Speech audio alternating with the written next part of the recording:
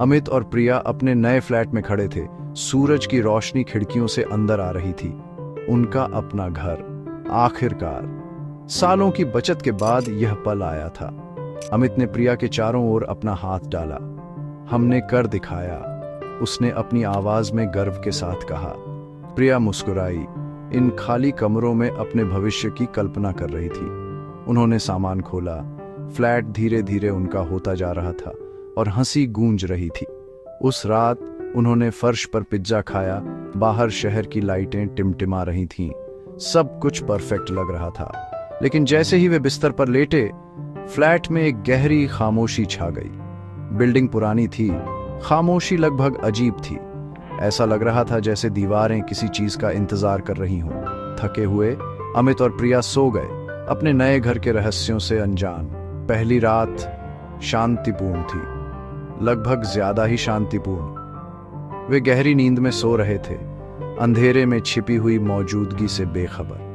उनका सपना अभी शुरू ही हुआ था, लेकिन सभी सपने सुरक्षित नहीं होते। अगली सुबह प्रिया अपनी बूढ़ी पड़ोसी श्रीमती शर्मा से मिली। श्रीमती शर्मा की दयालु आंखों में उदासी थी। आप नए मालिक हैं? उन्होंने फुसफुसाते हुए कहा। प्रिया ने सिर हिलाया। हाँ, हम अभी अभी शिफ्ट हुए हैं। श्रीमती शर्मा ने उनके दरवाजे की ओर देखा। उनकी मुस्कान फीकी पड़ गई। पिछला जोड़ा, वे अचानक चले गए, कोई अलविदा नहीं, बस गायब हो गए। प्रिया सिहर गई।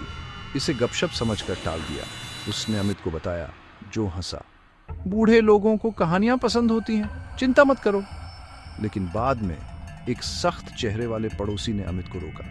फ्लैट 301, हाँ, उम्मीद है कि आपकी किस्मत पिछलों से बेहतर होगी। वह चला गया, अमित को बेचैन छोड़कर। बिल्डिंग का इतिहास अचानक अनदेखा करना नामुमकिन था। प्रिया ने चेतावनियों को खारिज करने की कोशिश की, लेकिन शक घर कर गया। फ्लैट अब अलग लग रहा था, कम एक अभयारण्य जैसा, ज्यादा रहस्यों वाली जगह जैसा। पड़ोसियों के शब्द उनके दिमाग में गूंज रहे थे। पिछले किराएदारों के साथ क्या हुआ था? हर कोई इसके बारे में बात करने से क्यों डरता था? बेचैनी की भावना बढ़ गई। अमित और प्रिया को एहसास हुआ कि उनके नए घर के साथ एक अतीत भी जुड़ा था, और अतीत भुलाने को तैयार नहीं था। रहस्य अभी शुरू ही हुआ था। कुछ रातों बाद अजीब आवाजें आने लगीं। देर रात दीवारों के अंदर से एक हल्की खरोंचने की आवाज गूंजती थी। प्रिया उठ बैठी। क्या तुमने सुना? उसने फुसफुसाते हुए कहा। अमित आधी नींद में उसे खारिज कर दिया। शायद चूहे। पुरानी बिल्डिंग है, लेकिन आवाजें बढ़ने लगीं। खरोंच खरोंच, जानबूझकर और लयबद्ध। हर रात आधी रात के बाद आवाजें वापस आती थीं। खरोंचना, धड़धड़ाना, फुसफुसाहट। प्रिया जागती रहती थी, दिल तेज धड़कता था। ऐसा लगता था जैसे कोई देख रहा हो। उसने फ्लैट चेक किया, दरवाजे बंद, खिड़कियां बंद, फिर भी वह मौजूदगी बनी हुई थी। अमित चिढ़ गया। तुम कल्पना कर रही हो, उसने जोर देकर कहा। लेकिन एक रात बेडरूम की दीवार से एक जोरदार घसीटने की आवाज आई। प्रिया ने अमित को पकड़ा। सुनो। इस बार उसने भी सुना। आवाज अचानक रुक गई। उसकी जगह एक भयानक खामोशी छा गई। दीवार किसी दूसरी दुनिया की बाधा जैसी लग रही थी। प्रिया का डर गहरा गया। फ्लैट अब एक सपना नहीं था, ये एक बुरा सपना था। आवाजें असली थीं और वे करीब आ रही थीं। अमित अब इसे नकार नहीं सकता था। कुछ तो बहुत गलत था। उसके बाद की खामोशी शोर से ज्यादा डरावनी थी। प्रिया का डर उसे खा गया। उसने सोना बंद कर दिया, हर आवाज से परेशान रहती थी। वह घर जिसे वह प्यार करती थी एक जेल बन गया। अमित ने उसमें बदलाव देखा। उसकी खुशी की जगह चिंता ने ले ली थी। उसने तार्किक स्पष्टीकरण खोजने की कोशिश की, लेकिन कुछ भी समझ में नहीं आया। हताश होकर वह प्रिया को एक वीकेंड के लिए कहीं बाहर ले गया। पहाड़ियों में वह आराम करने लगी। उसकी हंसी वापस आ गई। एक पल के लिए वे फिर से सामान्य महसूस करने लगे, लेकिन घर लौटने पर डर तुरंत वापस आ गया। उस रात आवाजें और तेज और गुस्से वाली थीं। प्रिया टूट गई। मैं अब यहां नहीं रह सकती, वह रोई। अमित ने उसे गले लगाया, सच्चाई का पता लगाने के लिए दृढ़ था। वह डर को उन्हें बर्बाद नहीं करने दे सकता था। फ्लैट का रहस्य उजागर होना था, प्रिया के लिए, उनके भविष्य के लिए। उसने दीवारों में जो भी छिपा था उसका सामना करने का फैसला किया। जवाबों का समय आ गया था। यह बुरा सपना खत्म होना था। अमित ने इंस्पेक्टर वर्मा को हायर किया, जो एक रिटायर्ड जासूस थे। वर्मा ने ध्यान से सुना, प्रिया के डर को गंभीरता से लिया। उन्होंने पड़ोसियों से बात की। हर किसी ने वही कहानी दोहराई। सिन्हा एक युवा जोड़ा गायब हो गया था। कोई संघर्ष नहीं, कोई सुराग नहीं, बस चले गए। श्रीमती शर्मा ने बताया कि सिन्हा को भी अजीब आवाजें सुनाई देती थी। वर्मा ने थर्मल कैमरे और माइक्रोफोन का उपयोग करके फ्लैट की जांच की। उन्होंने बेडरूम की दीवार पर ध्यान केंद्रित किया।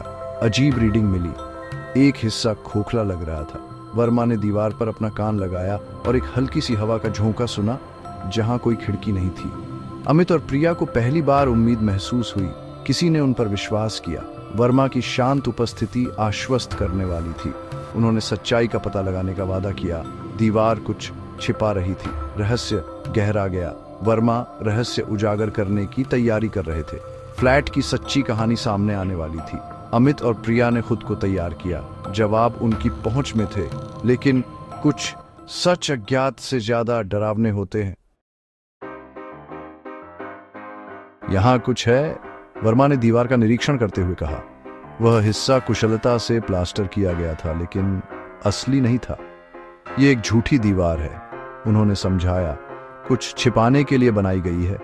अमित की आवाज कांप गई। कोई ऐसा क्यों करेगा? एक रहस्य छिपाने के लिए, वर्मा ने जवाब दिया। इसके निहितार्थ भयावह थे। वर्मा ने एक छोटा सा छेद किया, अंदर टॉर्च चमकाई। वह एक लंबे पल के लिए चुप रहे। यह एक कमरा है, उन्होंने आखिरकार कहा। एक छोटा अंधेरा कमरा, और अंदर कुछ है। हवा ठंडी हो गई। प्रिया अमित से चिपक गई, नजरें नहीं हटा पा रही थी। एक परफेक्ट घर का सपना टूट गया था। अनजान का डर ओवरवेलमिंग था, लेकिन उन्हें जानना था सच्चाई बस दीवार के पार थी, और वह मिलने का इंतजार कर रही थी। वर्मा ने फैसला किया, दीवार गिरानी होगी। अमित ने बिल्डिंग मैनेजर को बुलाया। एक प्लम्बिंग इमरजेंसी का बहाना बनाया। काम करने वाले आए, उस रहस्य से अनजान जिन्हें वे उजागर करने वाले थे। पहला हथौड़े का वार बंदूक की गोली की तरह गूंजा। धूल और मलबा हवा में भर गया। एक बासी अशुभ गंध बाहर निकली। जैसे ही एक अंधेरा छेद दिखाई दिया, काम करने वाले हिचकिचाए। वर्मा ने अंदर अपनी टॉर्च चमकाई। छिपा हुआ कमरा सामने आया। हर कोई चुप हो गया। कमरा खाली नहीं था। यह एक गुप्त कक्ष था जिसे कभी नहीं मिलना था। अतीत को खुद निकाला गया था। फ्लैट की सच्ची हॉरर सामने आ गई। अमित और प्रिया का बुरा सपना असली था। रहस्य आखिरकार सामने आ गया। छिपा हुआ कमरा छोटा, दम घोटने वाला था। वर्मा और अमित अंदर गए। प्रिया दरवाजे पर खड़ी कांप रही थी। टॉर्च से सिन्हा का सामान दिखा। एक खुला सूटकेस, बिखरे हुए कपड़े, एक टूटा हुआ फोटो। एक मृत लैपटॉप के बगल में एक डायरी पड़ी थी। वर्मा ने आखिरी एंट्री पढ़ी। डर, अजीब आवाजें। एक पड़ोसी जो उनसे ऑब्सेस्ड था। अंतिम शब्द, उसे पता है कि हमें उसका रहस्य मिल गया है, वह हमारे लिए आ रहा है। वह एंट्री अचानक खत्म हो गई। दीवार पर गहरे दाग और गहरे खरोंच, हताश पंजों के निशान। फर्श पर के से खुदी हुई एक कफलिंग। सबूत भयावह था। सिन्हा गायब नहीं हुए थे, उन्हें फंसाया गया था। गुप्त कमरा एक क्राइम सीन था। डायरी, संघर्ष, कफलिंग, सब हत्या की ओर इशारा कर रहे थे। कातिल उन्हीं के बीच रहता था। सच्चाई हॉरिफाइंग थी। सिन्हा का रहस्य सुलझ गया, लेकिन एक नया सवाल सामने आया। के कौन था? क्या कातिल अभी भी बिल्डिंग में रह रहा था? डर अभी खत्म नहीं हुआ था। पुलिस ने छिपे हुए कमरे को क्राइम सीन बना दिया। सबूत इकट्ठा किए गए। पड़ोसी डर में फुसफुसाए। हर कोई एक संदिग्ध था। अमित और प्रिया एक होटल में भाग गए, वापस लौटने में असमर्थ थे। पुलिस ने क्या अक्षर वाले किसी भी व्यक्ति की तलाश की।